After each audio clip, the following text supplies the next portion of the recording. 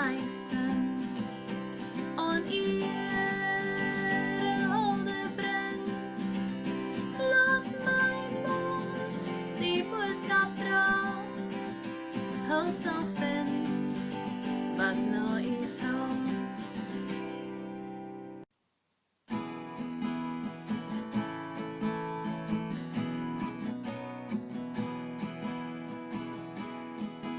Loof die Heer, hy is goed, loof sy heilige naam, laat alles in die groot deel al die Here loof. Ek wil die Here loof, loof met my hele hart. Hy gee hulp wat roep, weer nuwe krag. Hy het my sonde vergeef en hy maak my sy kind. Laat alles in die groot deel al die Here loof. Ek wil die Here loof, loof met my hele hart. Hy gee hulp wat roep, weer nuwe krag. Loof die Heer, hy is goed, loof sy heilige naam, laat alles in die groot deel al die Here loof. Ek wil die Here loof, loof met my hele hart. Hy gee hulp wat roep, weer nuwe krag. Hy het my sonde vergeef en hy maak my sy kind. Laat alles in die groot deel al die Here loof. Ek wil die Here loof, loof met my hele hart. Hy gee hulp wat roep, weer nuwe krag.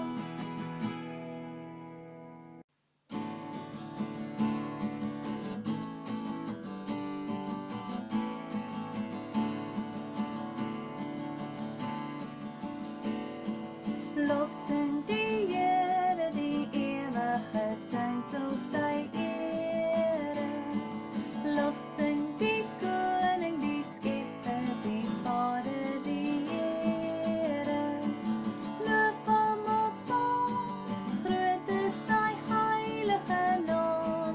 Loof hom die Heer van die Here.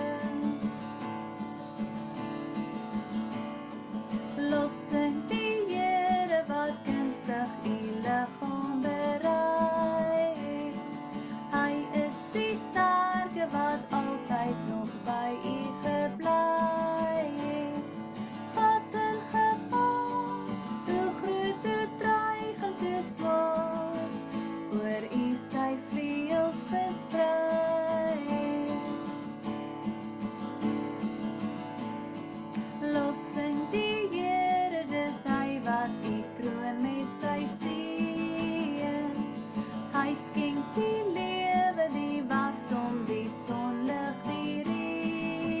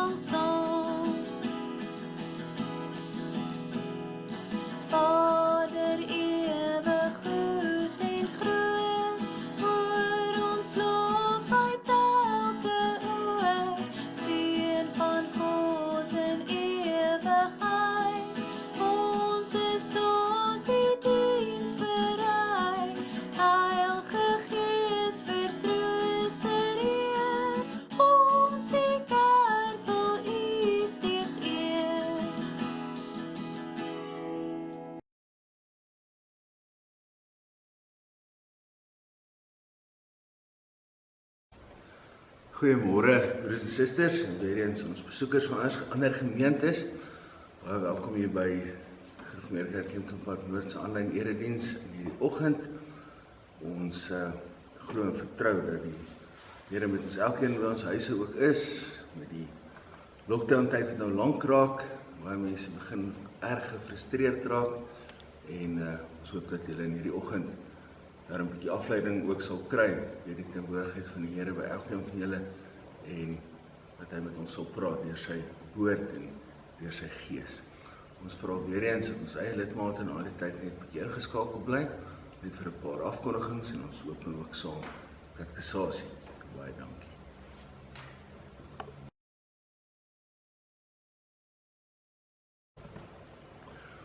Ons begin vanmôre deur die Here se teenwoordigheid by ons ontmoeting af te bid en ons doen dit deur saam te sing uit lied 151. Ons sing daar vers 1. Dan gaan ons sien weer ons groet met sy seën. Ons gaan ons loflied sing, dit is Psalm 9 vers 1, vers 8 en vers 10. Dan gaan ons saam ons geloof bely. Dit gaan nou alles om mekaar gebeur vorentoe.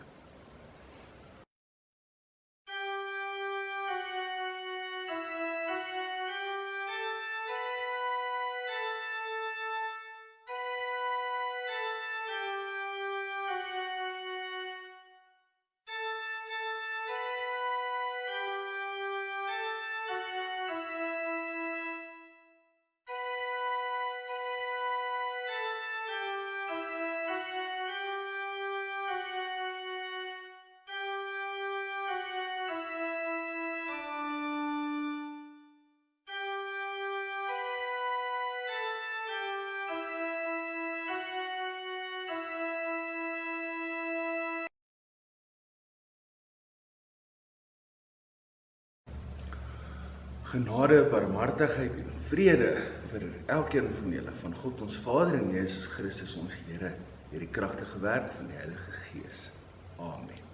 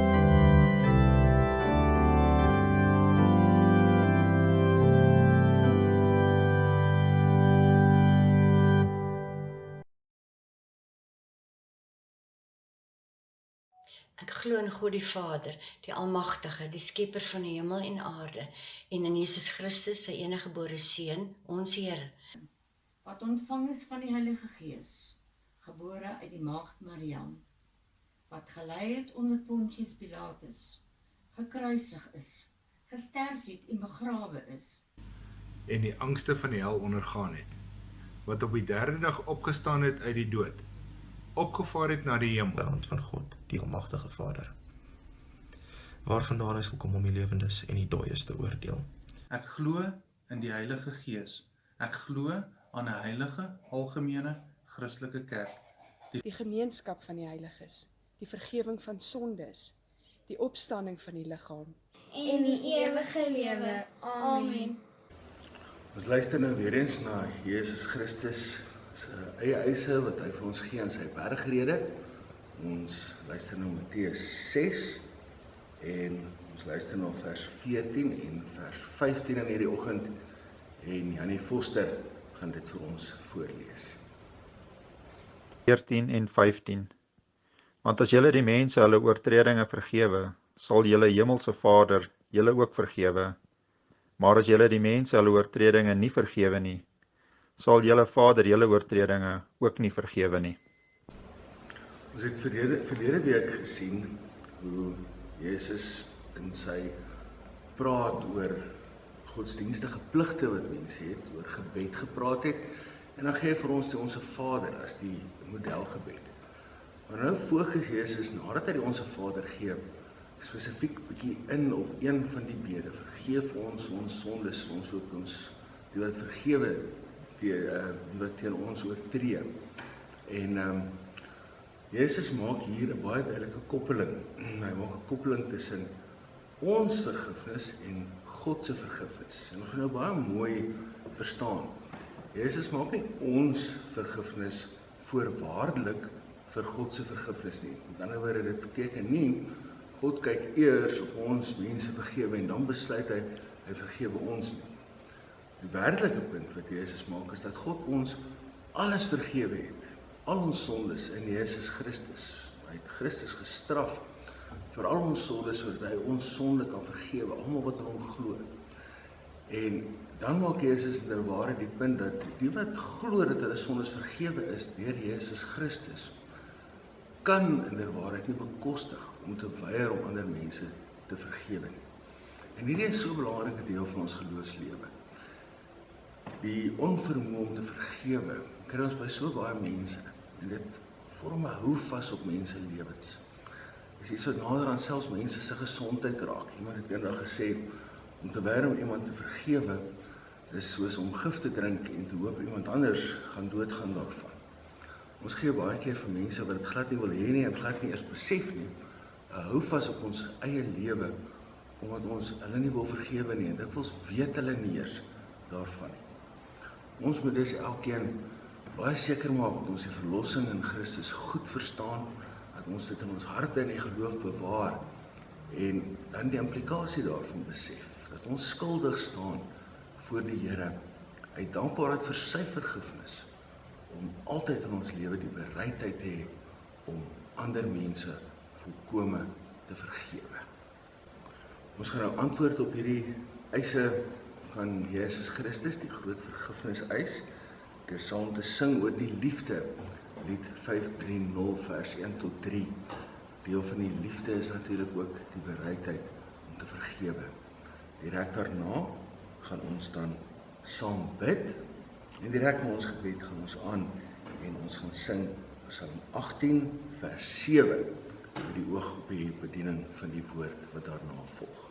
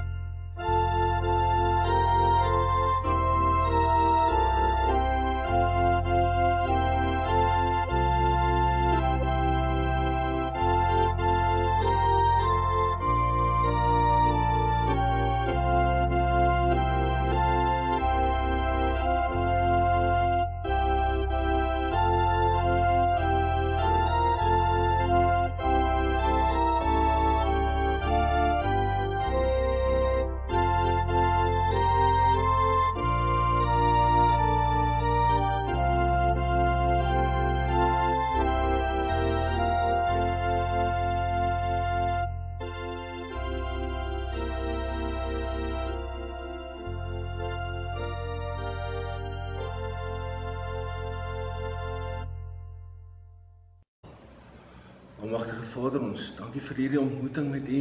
Ons dankie dat ons kan weet dat al is ons by ons huis, by elkeen van ons persoonlik is, en dat die woord en die gees in ons harte werk. Ons bid ook vir die woordverkondiging in hierdie oggend. Ons bid dat die woord vir ons 'n bron van krag en troos sal wees. Gee dat die woord elke dag vir ons 'n vashou plek sal wees, om ons hierdie kragtige werk van die gees, ons verhouding met U te versterk en om U ook te bly vasbind, en ook aan die verlossing en aan U seën. En ons bid alles in sy naam alleen. Amen.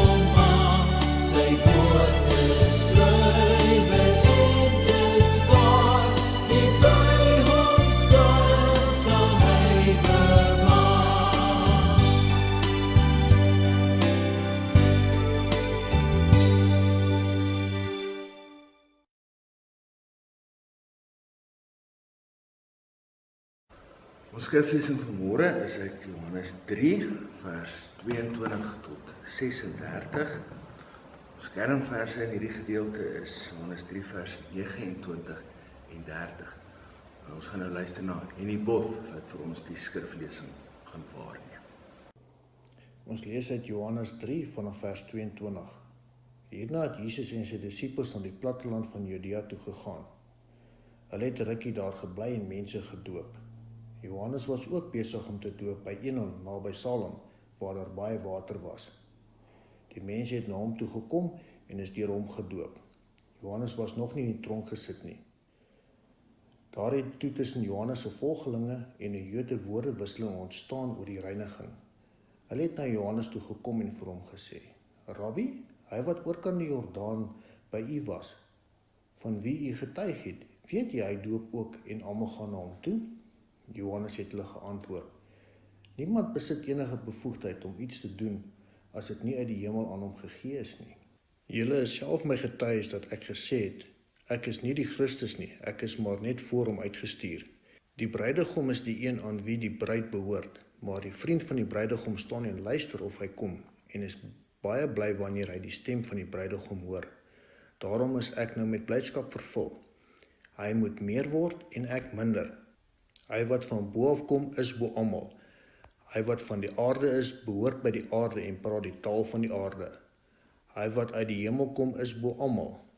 Hy wat gesien en gehoor het, dit getuig hy, en tog aanvaar niemand sy getuienis nie.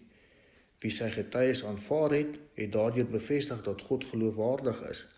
God het hom immers gestuur en hy spreek die woorde van God, want God gee hom sy gees sonder enige beperking. Die Vader het die Seun lief en het alles in sy hand gegee. Wie in die Seun glo, het die ewige lewe. Wie egter aan die Seun ongehoorsaam is, sal die lewe nie sien nie, maar die straf van God bly op hom." Ons teksverse is verse 29 en 30. Die bruidegom is die een aan wie die bruid behoort, maar die vriend van die bruidegom staan en luister of hy kom, en is baie bly wanneer hy die stem van die bruidegom hoor. Daarom is ek nou met blydskap vervul. Hy moet meer word en ek minder.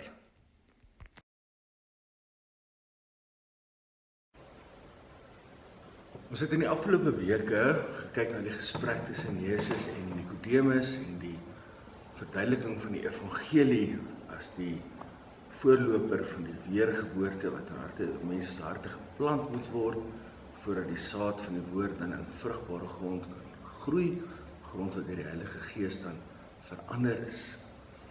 En nou gaan ons van hier af verder. Ons glo dat die gesprek tussen Jesus en Nikodemus plaasgevind het in Jerusalem. Dit was by die eerste van die 3 Paasfeeste wat ons kry in Johannes se evangelie. Jerusalem is natuurlik in Judea, die suidelike gebied van Palestina in die Bybelse tyd. En nou sê Johannes 3 vers 22 vir ons, hierna, met ander woorde na hierdie gesprek, nadat hulle die Paasfees in Jerusalem bygewoon het Jesus en sy disippels na die platteland van Judea toe gegaan. Hulle het 'n rukkie daar gebly en mense gedoop. Platteland van Judea wys waarskynlik op die gebied net rondom Jerusalem, landelike gebiede. Jesus hulle van die Paasfees af uitbeweeg het en rondom Jerusalem met mense gaan praat het, hy en sy disippels. Maar dan word daar 'n interessante ding genoem, en dit is, hulle het 'n rukkie daar gebly en mense gedoop. Johannes sê dan in die begin van hoofstuk 4 vir ons, eintlik was dit nie Jesus wat gedoop het nie, maar sy disippels. En hierdie is eintlik 'n baie interessante ding, hierdie doop van Jesus se disippels. Is iets waar daar eintlik baie min bekend is, en selfs groot figure in die kerk het nie regtig vir ons iets daaroor geskryf of gesê nie. En ons weet ook nie of Jesus regtig vir sy disippels opdrag gegee het om te doop nie. Ons kry 2 plekke waar Jesus mense uitstuur. Hy stuur sy 12 disippels uit, en hy stuur op 'n stadium ook 72 mense uit om vooruit te gaan en die evangelie te gaan verkondig as voorlopers vir hom. En hy gee vir hulle verskillende opdragte, maar hy gee nie een keer die opdrag om te doop nie. En dit maak dit vir ons eintlik moeilik om hierdie doop van Jesus se disippels te verstaan.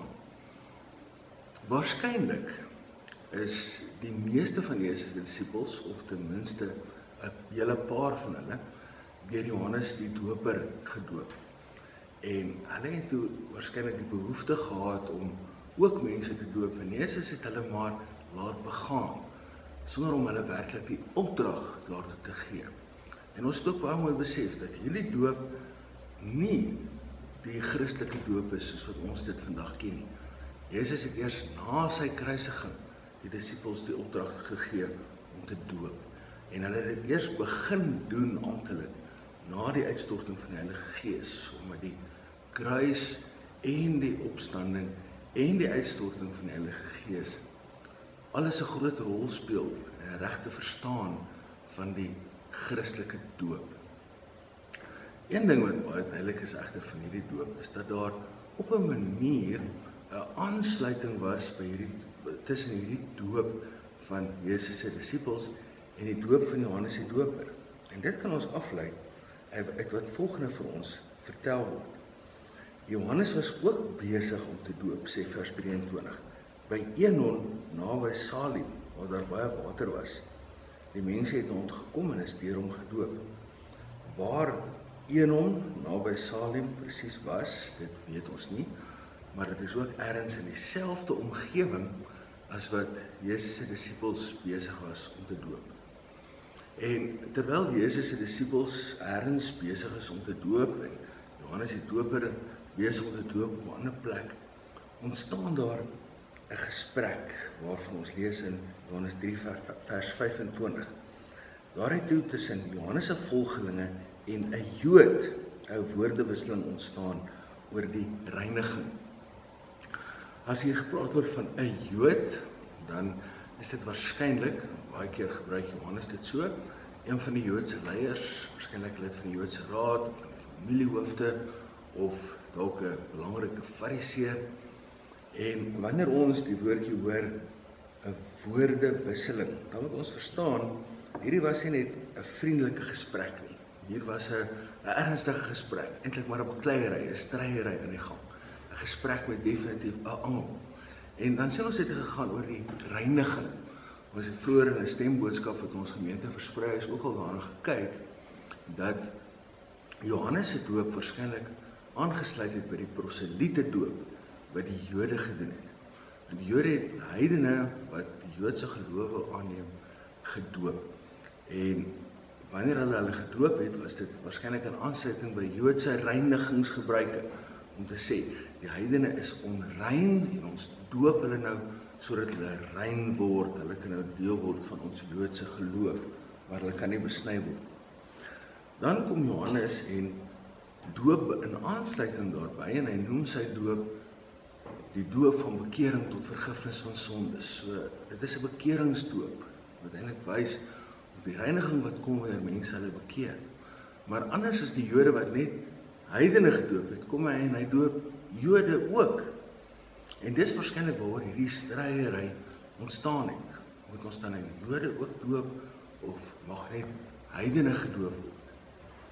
En die interessante ding is dat ergens in hierdie gesprek, dit kom ons agter, Jesus se doop of dan die doop van Jesus se disippels ook ter sprake gekom het.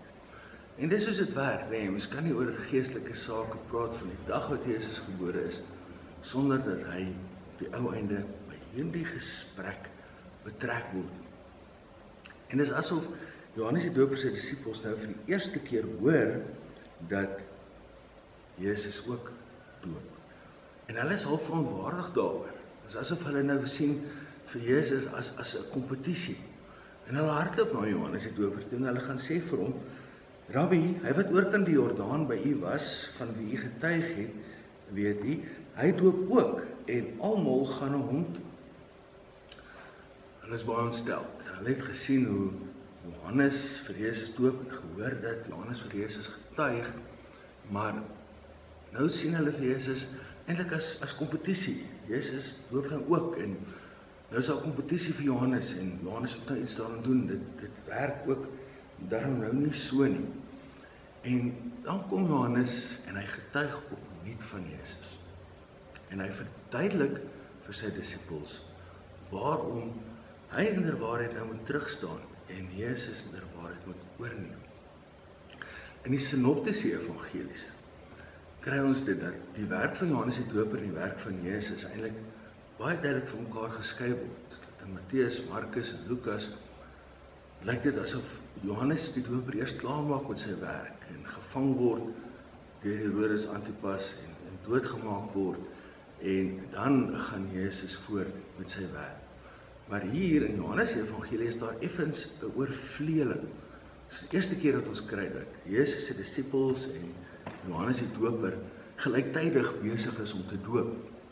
En die indruk word eintlik hier vir ons gegee van 'n aflos wat gehardloop word. Julle weet hoe werk 'n aflos. Een ou hardloop nog en dan begin die volgende ou al hardloop en dan gee hy die stokkie in sy hand oor en stelselmatig stop die eerste en die volgende ou gaan aan. Iets van hierdie gedagte kry ons tussen Johannes die Doper en Jesus. Johannes die Doper sê, maar ek het nou hier gehardloop, maar ek moet nou eintlik die aflosstokkie oorgee. Want die werklike een wat sou kom, die een wat ek verwag het, hy moet nou aangaan. Hy moet nou hierdie wedloop voltooi. My werk was eintlik net om die stokkie oor te gee aan hom. En dan gebruik Johannes in hierdie getuienis van hom 'n baie mooi beeld. Hy praat hier van die bruidegom aan wie die bruid behoort. Jesus Christus word deur Johannes die Doper die bruidegom genoem. Dit is baie interessant dat Johannes as die voorloper van Jesus eintlik die een is wat die eerste keer hierdie bruidegombeeld op Jesus toepas. Dit word naderhand 'n baie bekende beeld wat Jesus self gebruik, ons in Paulus se briewe kry en uiteindelik sy hoogtepunt in Openbaring kry met die bruilof van die lam van God. En dit kom ook eintlik uit die Ou Testament uit, waar God se verhouding met die volk eintlik 'n huweliksverhouding genoem word 'n paar keer. En nou praat Johannes die Doper van Jesus as die bruidegom en dan sê hy iets baie spesifiek as inleiding daartoe. Hy sê die bruidegom, en die implikasie is Jesus Christus, is die een aan wie die bruid behoort. Die bruid behoort aan Jesus Christus. En as ons na al die gegevens in die Nuwe Testament kyk, dan weet ons, die bruid van Christus is natuurlik sy kerk, die gelowiges. En ons as gelowiges behoort aan Jesus Christus. En dan weet ons baie goed wat dit beteken wanneer daar gepraat word van behoort. Om aan iemand te behoort beteken jy is gekoop.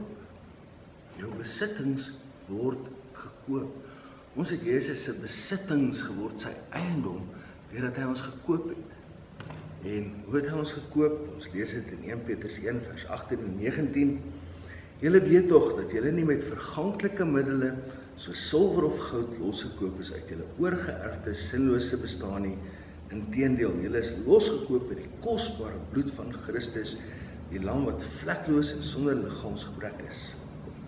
Deur sy offer aan die kruis, waar hy homself as die offerlam geoffer het vir ons sondes, het hy ons eintlik losgekoop met hierdie bestaan wat sinloos is as gevolg van die sonde, ons oorgekoop tot sy eiendom om ons weer 'n sinvolle bestaan te gee, bestaan waar ons doel bereik om werklik tot eer van God te lewe en weer nuut gemaak te word tot die beeld van God waarmee hy ons geskep het.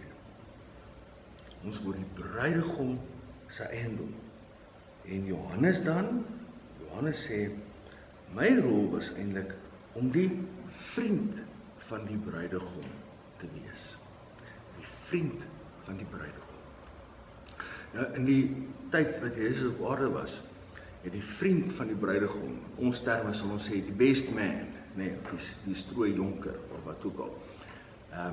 Hy het 'n baie belangrike rol gespeel. Hy moes eintlik alles doen, terwyl die huwelik gereël word. Hy moes die gaste nooi, hy moes die onthaal reël, hy moes alles daar organiseer en gereed hou, terwyl die gaste wag vir die bruidegom. En Johannes sê, dit was sy werk. Hy was hier die vriend van die bruidegom, wat eintlik die huwelik gereël het en alles reg gemaak. En wanneer die bruidegom kom, dan is sy werk eintlik verby. Maar as Johannes hierdie beeld gebruik van, hy is die vriend van die bruidegom, dan moet ons iets daarmee saam besef. En dit is dat ons eintlik almal as gelowiges vriende van die bruidegom word, vriende van Jesus Christus. Jesus sê dit self vir ons, Johannes 15 vers 13 tot 15. Niemand het groter liefde as dit nie, dat hy sy lewe vir sy vriende aflê. Julle is my vriende, as julle doen wat ek julle beveel. Ek noem julle nie meer ondergeskiktes nie, want 'n ondergeskikte weet nie wat sy baas doen nie. Nee, ek noem julle vriende, omdat ek alles wat ek van my Vader gehoor het, aan julle bekend gemaak het. Jesus sê, sy kerk word sy vriende. Nie as net ondergeskiktes, vriende waarin hy homself openbaar het en wat lewe gehoorsaam aan sy wil. En daarom kan ons sien dat dit wat Johannes sê oor die vriend van die bruidegom, waar hy van homself praat, is ook op ons van toepassing. En dan sê Johannes in verskillende dinge oor hierdie vriend van die bruidegom. Eerste plek sê hy, die vriend van die bruidegom staan en luister of hy kom. Vriend van die bruidegom staan en luister of hy kom.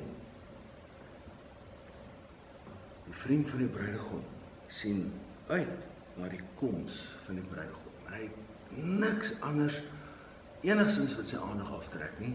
Hy staan en wag en hy luister wanneer kom die bruidegom. Die vriend van die bruidegom is eintlik heeltyd in afwagting. Wanneer kom hy? En daarom eindig Openbaring ook, Openbaring 22 vers 20, met hierdie gebed. Hy wat dit alles getuig sê, ja, ek kom gou. Amen. Kom, Here Jesus. En dit sê vir ons die gebed wat eintlik so deel is van ons lewe. Kom, Here Jesus. Jesus sê self, hy getuig vir ons, ek kom weer. En ons hele lewe is 'n lewe in afwagting. En dit is vir ons so belangrik, broer en suster, dat ons dit nooit mag vergeet nie. Dit is asof die besef van Jesus se wederkoms eintlik baie flou brand by Christene in die 21ste eeu. Ons het soveel ander dinge wat ons besig hou, soveel ander dinge wat ons bekommerd maak, ook nou hier in 'n tyd van 'n virus wat oor die hele wêreld versprei. En ons kan so baie op ander dinge fokus, dat ons vergeet van die groot belofte. Ek kom gou, sê die bruidegom. Ons kan so besig raak met alles, dat ons vergeet om te staan en luister wanneer hy kom. Die trompet van die aardsengel wat gaan weer klink. dit moet die middelpunt van ons lewe wees, om te wag en uit te sien en te luister na wanneer kom die bruidegom. En elkeen van onsself moet ons hierin toets, ons moet vir onsself gedurig afvra, is ek besig om 'n lewe te lewe van afwagting, van hoop, van biddend wees vir die koms van ons Here Jesus Christus, ons bruidegom. Johannes sê verder dan, dat die vriend van die bruidegom ook baie bly is, wanneer hy die stem van die bruidegom hoor. En daarom is ek nou met blydskap vervul, sê hy. Wat Johannes is nou met blydskap vervul. Waarom? Want hy hoor die stem van die bruidegom. Nou, die bruidegom in die antieke tyd, natuurlik gewag, en die eerste teken dat die bruidegom hier is wanneer hy hoor die bruidegom praat. Hy het nou lank uitgesien na die koms, en dan hoor hy die stem van die bruidegom, en dit sê baie bly, want die huweliksfees, die bruilof, kan nou begin. En so moet ons as gelowiges lewe in hierdie vreugde na die stem van Jesus Christus. Ons moet besef dat oral waar die blye boodskap, die evangelie verkondig word, ook nou hier, terwyl ons besig is met hierdie aanlyn erediens, elke keer wanneer ons Bybels oopmaak, elke keer dat ons in 'n Bybelstudiegroep is, elke keer wanneer ons kontak met die woord van God, deur sy Heilige Gees, dan is dit die stem van die bruidegom wat ons hoor. Die woord van die Here is die stem van die bruidegom, en die woord van die Here is iets om oor bly te wees. Paulus sê in Romeine 10 vers 15, hoe wonderlik klink die voetstappe van die wat die goeie boodskap bring. Ons het besef dat die stem van die bruidegom, die woord van God, is vir ons 'n rede tot blydskap. En ons moet onsself ook hierin heeltyd toets, sê, as vriende van die bruidegom, is ons bly om sy stem te hoor. As ons bly is om sy stem te hoor, gaan ons moeite doen om sy stem te hoor. Ons gaan altyd graag wil kontak hê met sy woord. Ons gaan graag wil eredienste bywoon, ons gaan graag wil Bybelstudie doen, want dit is vir ons 'n bron van vreugde, en die vreugde wat die stem van die bruidegom vir ons bring, is in waarheid vreugde in die bruidegom self. Paulus sê in Filippense 4, wees altyd bly in die Here. Ek herhaal, wees bly. En ons weet, Paulus gebruik as 'n tegniese term, as hy van Jesus praat, gewoonlik die woorde die Here. Hy sê in waarheid, ons blydskap in hierdie lewe, en dit sê uit die tronk uit, hy sê ons blydskap in hierdie lewe is in die Here. Ongeag van ons omstandighede, ongeag of ons in lockdown is, of ons werk verloor, of die finansies klyp, dit is nie wat ons blydskap bring nie. Ons blydskap is in die Here, en hierdie vreugdevolle verhouding met die Here kom, omdat ons deur die woord en die Gees aan hom vasgebind word. Die stem van die bruidegom hoor ons, deur die woord en Gees, en dit maak vir ons blydskap in die Here 'n waarheid. En wat die Gees doen, is dat hy vir ons die blydskap gee, as deel van die vrug van sy werk. Galasiërs 5 vers 22 en 23 vertel vir ons van die vrug van die Gees. En daar word 9 dinge genoem: liefde, vreugde, vrede, geduld, vriendelikheid, goedhartigheid, getrouheid, nederigheid en selfbeheersing. En let dan op, vreugde. Vreugde is 'n vrug van die Heilige Gees.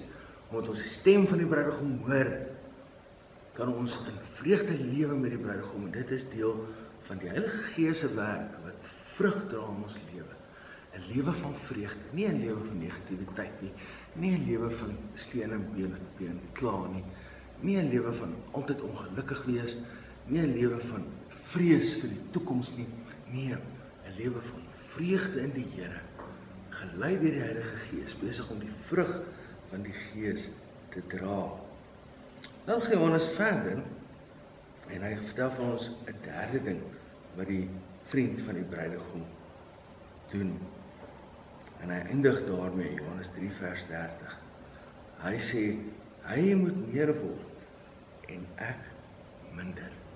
Hy moet meer word en ek minder. Die aflosstokkie is oorgegee. Johannes sê, ek was maar net die vriend van die bruidegom. Ek het gewag tot hy kom en nou is hy hier. En nou is hy die belangrike persoon op hierdie bruilof. Ek het die aflosstokkie vir hom gegee en nou kan ek maar ophou hardloop. En net hierna word Johannes dan ook gevange geneem en uiteindelik doodgemaak. Want Jesus Christus se werk word net groter en groter word. En ons moet dit baie mooi besef. In ons eie lewe. As ons glo in Jesus Christus, ons glo, hy is die bruidegom, ons is die bruid. As ons glo, ons is vriende van die bruidegom. As ons glo, ons vind ons vreugde daarin om sy stem te hoor. Ons vind ons vreugde daarin om te lewe volgens sy wil. Nou moet ons besef dat ons in ons eie lewe nooit voor hom kan staan. Maar snaaks dit ook al mag klink. In jou eie lewe is jy nie die hoofrolspeler nie. In jou eie lewe bly Jesus Christus die belangrike persoon. Jy moet in nederigheid minder en minder word, sodat hy meer en meer kan word. En dit is moeilik vir moderne mense. Moderne mense wat so gedryf word deur prestasie, deur materialisme. Daar is soveel dinge waarin ons in kompetisie staan met onsself en met ander mense. Ons is so gewoond van ons dat ons maar net moet praat en almal moet spring en doen wat ons sê. Ons is so gewoond daaraan dat mense na ons opkyk en vir ons hande klap. En in die geloof, onder leiding van die Heilige Gees, ons vreugde in die Here te vind, beteken dat ons regtig waar minder moet word, sodat hy meer moet word. Ons moet onsself in ons lewe vra, wie is nommer 1? Jesus Christus of ek? Myself vra, dink ek nie baie keer ek is die as waarom my eie wêreld draai en middelpunt van alles nie. Ek moet eintlik vir Jesus Christus in daardie middelpunt sit. Jesus Christus moet die middelpunt wees van my huwelik. Hy moet die middelpunt wees van die opvoeding van my kinders. Hy moet die middelpunt wees van my daaglikse werk wat ook tot sy eer gedoen moet word. Hy moet die middelpunt wees van my getroos wees in moeilike tye. Hy moet vir my die motivering wees. Nie my eie geluk nie, nie my eie rykdom nie, maar sy eer. Hy wat meer moet word, sodat ek minder moet word. Dit is waarvoor Jesus gekom het, om 'n nuwe lewe te bring, 'n nuwe gemeenskap te vorm, van mense wat met die oop hom gevestig lewe, mense wat in nederigheid minder word, sodat hy meer en meer kan word, en uiteindelik die ganse aarde, deur sy woord, deur sy gees, oordek kan word. Amen.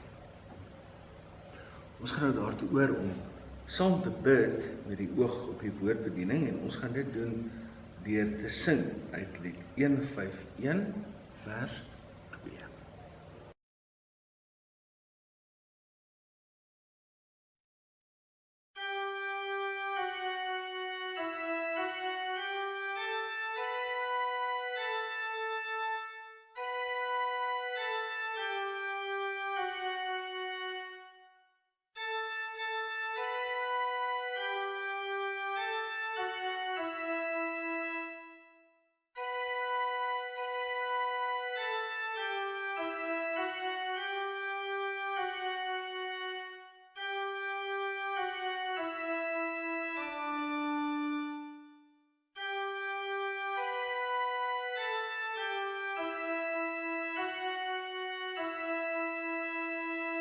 Ons het nou geleentheid weer vir kollekte, vir die diakonale dienswerk. Ons weet hoe belangrik die diaken se werk is in hierdie tye. Ons het reeds begin hoor van die finansiële nood wat regdeur ons land en eintlik deur die wêreld begin druk.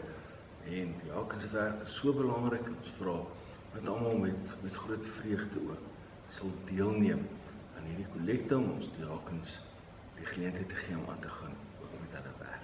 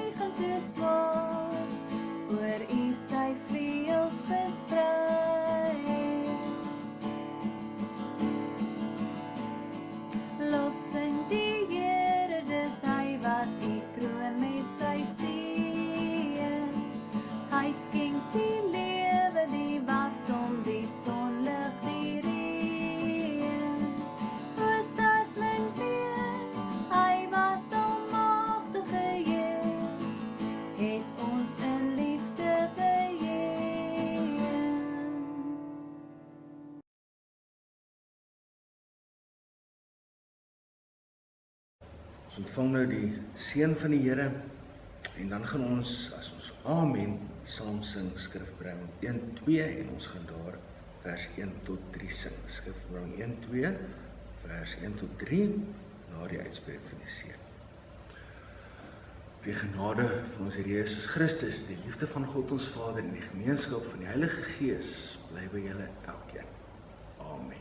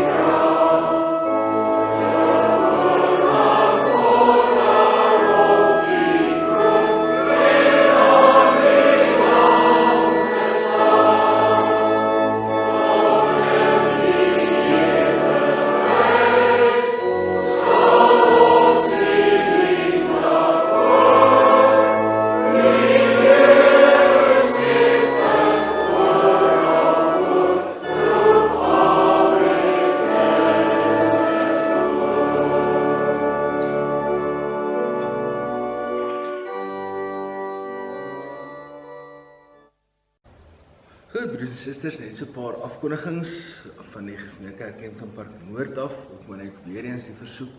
Enige lief en leed, iets wat julle by ons moet afkondig, stuur dit asseblief vir Elma. Ons het wel kennis geneem dat Suster Betsy Koetser rugoperasie kry die 29ste Mei en ons vra baie spesifiek voorbinding ook vir Tannie Betsy. Dan het ons 'n paar verjaarsdae. Vandag verjaar Rudy Botha, baie geluk aan hom. Dan Rikus Fourie, 25 Mei, Rikus, baie geluk aan jou. Dan die 26ste Mei, Callie van Rooyen en Brian Ellis. So, altyd van julle, ons het die geseënde dag ook, die 26ste en dan die 29ste Mei, selfde dag wat Tannie Betsy gaan vir haar operasie. En daardie dag verjaar Liefie Both, Liefie ook vir jou baie geseënde en gelukkige verjaarsdag. Dan die 26ste Mei het ons 'n huweliksherdenking. Johanna en Irene van der Walt het hulle 36ste huweliksherdenking. Ons is baie dankie vir al hierdie geseënde jare. En ons hoop dat julle ook vorentoe net die voorspoed van die Here in julle huwelik sal beleef. Dan het ons ook wonderlike nuus gekry. Roan en Esmerie Verwy verwag hulle eersteling in Augustus en ons sien uit saam met hulle na die koms van klein Ruben. En dan het Nelis Pieter se oupa geword en dit beteken ook dat die Ria Pieter se het nou 'n grootjie geword. So baie geluk aan julle. Ons is saam met julle ook bly in hierdie tyd. Ons gaan nou daartoe oor om ook sommer ons kateksasie te open. Ons vra vir ons ouers om les 11 met hulle kinders te behandel. Les 11 van die katekasasieboeke, weer eens, ons hoërskoolkinders moet aangaan met die boekies, as hulle nie het nie, tref verdeling met my. Ek kan vir julle die boekies by die kerk kry en vir julle gee. En met die belydensklas is ons besig met aanlyn katekisasie. En baie sterkte ook met hierdie groot taak van verbondsopvoeding en die verbond van die Here wat hy ingestel het oor geslagte te laat gaan met ons kinders, wat eintlik elke ouer se verantwoordelikheid is. Kom ons open nou ons katekisasie deur saam te sing uit Psalm 25 vers 2 en vers 7 en daarna sal ons saam bid.